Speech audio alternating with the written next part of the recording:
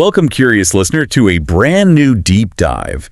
We're really thrilled you're joining us today because our mission is to unpack honestly, a truly gripping stack of excerpts from the psychological thriller, All the Dangerous Things by Stacy Willingham. Yeah, it is quite a heavy stack today. It really is. We are jumping headfirst into this dark, twisty exploration of grief, the unreliability of human memory, and this is a big one, this massive modern obsession we all seem to have with true crime. Oh, absolutely. The true crime element is huge here. Right. And I want you to imagine this scenario for a second. You're following a mystery, desperately trying to figure out who the monster in the dark is, and suddenly you're forced to face the absolute chilling premise that the ultimate villain might actually be your own exhausted mind. Which is terrifying. It is. Okay, let's unpack this. It really is a terrifying concept to wrestle with, isn't it? The story places us directly inside the deteriorating mind of the protagonist, Isabelle Drake. And what stands out immediately is that it does not pull its punches. Not at all. It shows us exactly what extreme, prolonged trauma and severe sleep deprivation can actually do to the human body and the human psyche. That is putting it mildly. Because when we first meet Isabelle, she is quite literally living a 364-day nightmare. Yeah. It has been exactly 364 days, which, if you do the math, is almost 9,000 hours, since her 18-month-old son, Mason, was taken from his crib in the middle of the night. Unimaginable. And in that entire year, Isabelle has not had a single full night of sleep. I mean, we've all had those mornings where we got maybe 4 hours of sleep and we feel like absolute zombies at work. Right, yeah. You can't function. We can't focus, your eyes burn, your patience is zero. Now imagine multiplying that feeling by 364 days. It's a miracle she is even walking. A medical miracle, honestly. At a certain point of sleep deprivation, the brain just begins to shut down non-essential functions. Right. You start experiencing auditory and visual hallucinations, severe paranoia, and massive cognitive decline. Your brain literally cannot clear out the toxins that build up during the day. And the physical decay described here is just visceral. I mean, she's lost 20 pounds. Which is a massive amount of weight to drop on her tall frame. Exactly. And her skin has taken on this grayish tone, almost like chicken that's been left in the fridge a few days too long. Gross, but accurate. Her hair is splitting at the ends, completely devoid of its usual glossy brown color. And her eyes are just ravaged. They are bloodshot with visible broken veins. And she is keeping them forcefully open through this punishing, strict routine of black coffee, redness relief eye drops, and mini bottles of vodka. What's fascinating here is the underlying psychology of why she stays awake. Because it is not just clinical insomnia. Oh. It is a profound self-inflicted punishment. Think about it from her perspective. Isabelle slept right through her own son's kidnapping. Yeah. Someone came into her house, walked into the nursery, took her baby, and she did not wake up. Because of that immense, crushing survivor's guilt, her mind simply refuses to let her rest ever again. Like it's on strike. Exactly. Her brain views sleep as a vulnerability, so she operates in this agonizing haze of terrifying microsleeps. Microsleeps. What exactly does that look like for her? It's essentially your brain forcing you unconscious to prevent death. They are uncontrollable 2 to 20-second bursts of unconsciousness where her head just snaps back, her eyes roll, and then she jolts awake again in an absolute panic. Wow. She is perpetually trapped on the absolute razor's edge between being awake and being completely incapacitated. Which makes what she's actually doing with her time even more surreal. You'd think someone in this condition would be locked in a dark room. You would. But she's not hiding away. She is actively speaking at a massive convention for true crime fans called True Crime Con. It's such a brilliant, jarring contrast. It really is. You have Isabelle living this raw, open wound of a nightmare, standing in front of fans who are treating her actual tragedy like weekend entertainment. It's a very sharp commentary on the culture we live in today. You've probably scrolled through your streaming apps and seen dozens of documentaries about serial killers or unsolved murders. Oh, definitely. As a society, we devour these stories.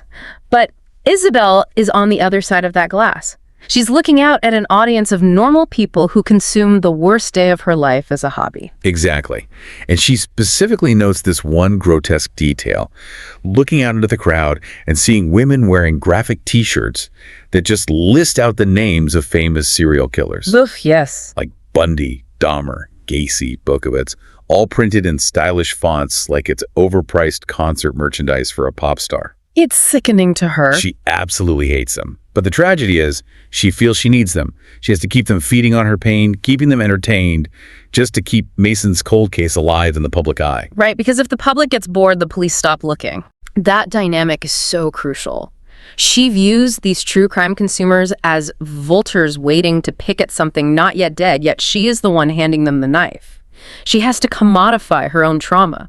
And living this extreme lifestyle, this obsessive nocturnal vigilantism, inevitably destroys whatever was left of her normal life. Especially her marriage. Yes. Okay, yes, let's talk about the fallout with her husband, Ben, because things get incredibly dark here. Ben moved out. He did. He is portrayed as the realist of the two. He leaned heavily on the grim statistics, indicating that after a certain amount of time, an abducted child is likely dead. So he decided he wanted to move forward. Move forward, yeah. But what really shattered their marriage wasn't just him giving up.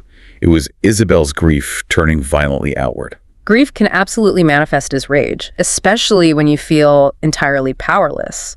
When there is no clear villain to fight, the mind will invent one just to have somewhere to direct all that explosive energy. And she directed it at an elderly grocery store worker. Yeah, that was wild. This is a guy who used to give Little Mason stickers at the checkout line. Yeah. Isabelle became entirely fixated on him. She dug into his past, found his name on a sex offender registry for an old public indecency charge, and took that as absolute proof. Without any real evidence. Right. She Yeah. takes this to the police, but they dismiss it because there's zero actual probable cause connecting him to the kidnapping. So what does Isabelle do? She takes matters into her own hands. She goes down to the grocery store and physically assaults him. In the middle of the produce section, she breaks an old man's nose in a blind rage, pounding on him until other employees physically pull her off. It's a shocking moment because it shows how completely untethered from reality she has become. But if we connect this to the bigger picture, Ben's departure isn't just about escaping Isabelle's dangerous obsession. No. It's about his own desire to erase the trauma altogether. Ben is already dating someone new, a woman from Savannah. And the psychological twist woven in here is that Ben's new girlfriend looks exactly like a younger Isabelle. The exact same olive skin, the same dark hair. He hasn't just moved on from his grieving wife. He has attempted to hit a bizarre reset button, replacing the broken version of his life with a shiny, new, untainted replica. Wow. That is incredibly chilling when you think about it, which leaves Isabelle entirely isolated in this big empty house until she meets Wayan Spencer. Wayan! Wayan is a true crime podcaster who happens to sit next to her on her flight home from the convention. At first, she wants absolutely nothing to do with him, but Wayan casually drops the fact that he recently solved a 30-year-old cold case. Right. He managed to do what the police couldn't. He found a witness that led authorities to a missing girl who had been kept in a crossing guard's basement for months before being buried in the woods. Which is horrifying, but to Isabelle, it's a lifeline. Desperate for any new angle on Mason's disappearance, she breaks all of her own boundaries. She invites this virtual stranger, Wayan, to stay in her guest room so they can record an in-depth interview for his podcast. It's a huge risk. Now, wait a minute. She's incredibly paranoid. She assaulted a man over a sticker, and now she just invites a guy who obsesses over murders for a living to sleep down the hall from her. How does she justify that? Desperation overrides her paranoia. When you are drowning, you don't ask for the credentials of the person throwing you a rope. That makes sense. Wayan represents hope, which is the one thing she hasn't had in 364 days. But to truly understand Isabelle's erratic choices and her incredibly complex relationship with Ben, we can't just look at the present. We have to look backward. Their marriage wasn't just broken by the kidnapping. Its very foundation was built on secrets. Here's where it gets really interesting. Let's flash back to how Isabelle and Ben actually met, long before the baby and the nightmare. The origin story. Yes. Isabelle was a 25-year-old writer, fresh on the job at a sophisticated Southern lifestyle magazine in Savannah called The Grid. Ben was the editor-in-chief of the magazine, and crucially, he was married. Very married. They have this intense, slow-burn emotional affair right under everyone's noses. It started when they literally bumped into each other at an outdoor oyster roast before she even knew he was her boss. Talk about a meet cute. Right. There were stolen glances in the office, late-night texts that crossed the line, and a shared kiss at that oyster roast that tasted of draft beer and sea salt. It was this intoxicating, illicit connection. But the shadow hanging over this entire workplace romance is Ben's wife, Allison. because Allison suddenly dies from a pill overdose. Just out of nowhere. And the circumstances are left ambiguously dark. Was it an accident? Was it a deliberate suicide? She was found completely unresponsive on the bathroom floor by Ben. And you have to admit, the timing of it is highly, highly convenient for a man who is actively falling for his younger, beautiful employee. The memorial scene for Allison is where my jaw actually dropped. Oh, it's so brazen. The entire magazine staff attends this solemn gathering at Allison's home. And while Allison's mother is inside the house, literally crying on the floor amidst the shards of a broken wine glass in unimaginable pain, Ben pulls Isabelle aside. Yeah. He takes her outside into the bushes in the dark and tells her he wasn't happy in his marriage. Then he initiates a desperate, passionate kiss. They're literally hiding in the landscaping, making out, while his wife's family is inside grieving just feet away. This raises an important question for you, the listener, to consider regarding Ben's character. Is he simply a tragic widower who found solace in the arms of a younger woman, or is he a deeply manipulative opportunist? That really makes you wonder. When you look at his behavioral pattern, replacing Allison with Isabelle when Allison dies, and now replacing Isabelle with a younger lookalike the moment she becomes overwhelmed by grief, it paints a very disturbing picture. It looks like a man who seamlessly discards and replaces the women in his life the very second they become inconvenient or broken. It definitely makes you question everything Isabelle thought she knew about her marriage. But the secrets don't stop with Ben. The story takes us even further back into Isabelle's own past, into her childhood in Beaufort, South Carolina. Such a vivid setting. Imagine growing up in this creeping, historic, pillared mansion that actually used to be a Civil War hospital, complete with an eerie bronze plaque out front reminding you of all the death that happened there. The setting practically acts as its own character, dripping with that heavy, humid, Southern Gothic atmosphere. And within this oppressive house, young Isabelle had a terrifying medical affliction. She was a severe, chronic sleepwalker. And we're not talking about just mumbling in bed. No, her little sister Margaret was absolutely terrified of her. Margaret would wake up in the dead of night to find Isabelle standing rigidly over her bed, completely frozen. Isabelle's eyes would be wide open, catching the moonlight, staring at absolutely nothing while her mind was completely unconscious. Which brings us to the night of the spring tide. Now, a spring tide is a specific astronomical event where the Earth, Moon, and Sun align. But what that actually means for the landscape is extreme high and low tides. Right. It pulls the water deep into the marsh, flooding areas that are usually dry, making the swamp incredibly dangerous and unpredictable. Yeah. The sensory details of this specific night in July are just suffocating. Yeah, the heat. It's a sweltering, oppressive heat. The air conditioning in the old mansion is broken. Isabelle wakes up the next morning and immediately her instincts scream that something is wrong. The environment inside her room has completely changed. Exactly. Her sister Margaret isn't in her bed. Yeah. The smell of the saltwater marsh is overpowering in Isabelle's bedroom, even though the windows are supposed to be locked. Isabelle looks down and realizes she is wearing a completely different nightgown than the one she put on to go to sleep. Which is terrifying. There are wet footprints fading into her bedroom carpet. There's water soaking the bathroom floor, and then she touches her neck and feels it. The undeniable, rotting stench of clough mud smeared directly behind her ear, like someone with muddy fingers had brushed against her skin. For anyone who hasn't been to the Low Country, plough mud has this unmistakable, decaying swamp smell. It's thick, it's dark, and it smells like dead marsh grass and sulfur. Right. For that to be physically smeared on her skin means she was deep in that water during the night. And when she goes downstairs, the atmosphere in the house is heavy with dread. Her parents are sitting at the kitchen table, rigidly refusing to look at her. Her father simply tells her that Margaret had a fatal accident. What follows is a deeply disturbing cover-up. A cover-up orchestrated by her own family. Exactly. The local police chief, a man named Montgomery, comes directly to young Isabelle's bedroom. Her father stands right beside her, silently coaxing her to lie to the authorities. He dictates the narrative for her. She was asleep in bed the whole night. She didn't hear anything. The window was closed. She never went outside. Wait, so the heavy implication here, the absolute nightmare secret Isabelle has fessed her entire adult life, is that she likely killed her own sister while sleepwalking into the flooded marsh. And her influential family worked with the local police chief to just sweep it under the rug. Yes.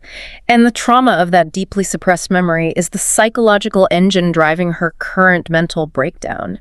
We learn that she has this deep-seated primal fear that extreme violence isn't just something that happens to her from the outside world, but something that actually lives inside her, a monster she cannot control. Which brings us crashing right back to her present-day investigation into her missing baby. Isabelle's paranoia is redlining. She's fixated on a paroled neighbor named Paul Hayes. The guy on the porch? Yeah. She saw him sitting on his porch, staring directly toward her backyard at 1 a.m. on the night Mason vanished. But when she brings this massive red flag to Detective Dozier, the lead investigator on Mason's case, he completely dismisses her. He shuts it down. Dozier claims Hayes is a model parolee, lives entirely alone, and wasn't even outside that night. He basically tells Isabelle, right to her face, that she's inventing ghosts. Driven by this dismissal and fueled by her own mounting, suffocating dread, Isabelle decides to take matters into her own hands. But she stops looking for clues outside her house. She starts looking inside. She boots up her laptop and accesses an old digital archive of her wireless baby monitor footage. And crucially, she's not looking at the night Mason disappeared, because the monitor's batteries were dead that night. Right. Instead, she pulls up a random file from 3 months before the kidnapping. Imagine you're in Isabelle's shoes, sitting in a dark, empty house, clicking play on a video from your own life. What she sees on that screen is spine-tingling. So creepy. The video's from early December. The timestamp in the corner reads 3:22 a.m. Isabelle watches the door to Mason's nursery slowly open. Her own body enters the room. She walks right up to the crib, and then she just stops. She stands completely frozen, her eyes wide open and glassy, staring down at her sleeping baby for over 2 hours. Just staring. She doesn't move a single muscle until 5:43 a.m. when she finally turns around and mechanically walks out. This is where we have to unpack the terrifying medical reality of her condition, what her doctor refers to as disassociated arousal. It's a type of severe parasomnia. Essentially, it is a state where the primitive, deep sleep parts of the brain, the motor cortex, are active. Good. This allows for complex physical functions like walking, opening doors, or navigating the layout of a dark house. But the frontal lobe, the advanced part of the brain responsible for moral reasoning, judgment, empathy, and knowing right from wrong, is completely 100% asleep. So the body is awake, but the conscience is turned off. Precisely. The horrifying reality of homicidal sleepwalking, while incredibly rare, is medically documented in the real world. An individual in this state can commit horrific acts of violence, even against people they deeply love, without any conscious intent, malice, or memory of the event. Which is just staggering to think about. As Isabelle sits at her laptop and watches herself hover over her infant son like a predator for 2 hours, she is struck by the ultimate, horrifying realization. The monster who took little Mason might not be a stranger who broke through the window.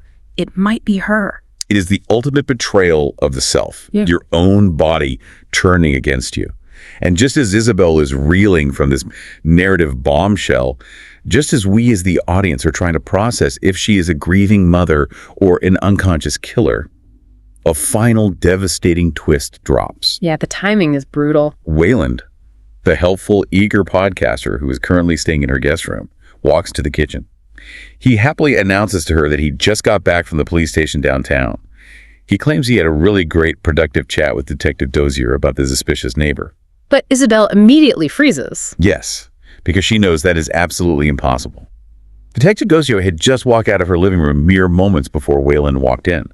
Wayland couldn't have just spoken to him at the station. It's not a lie. Wayland is lying to her face.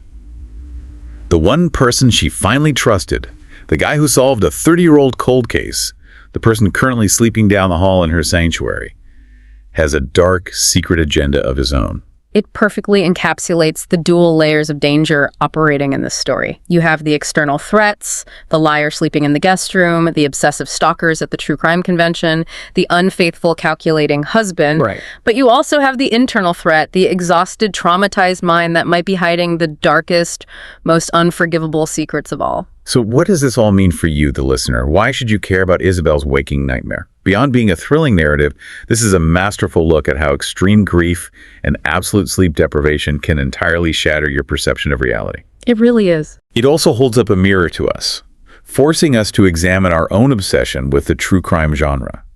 It challenges us to look past the entertainment value and consider the real agonizing human trauma behind the podcasts and documentaries we casually stream while folding our laundry.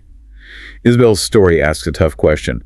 What happens when our hunger for solving a mystery completely overrides our basic empathy for the victim? And if we connect all of these themes, it leaves us with one final, deeply provocative thought to mull over. Every single night, we go through the same routine. We go around our homes, we lock our doors, we shut our windows, we turn on our security alarms, all to keep the dangerous things out. Yeah, we do. We assume the threat is always external.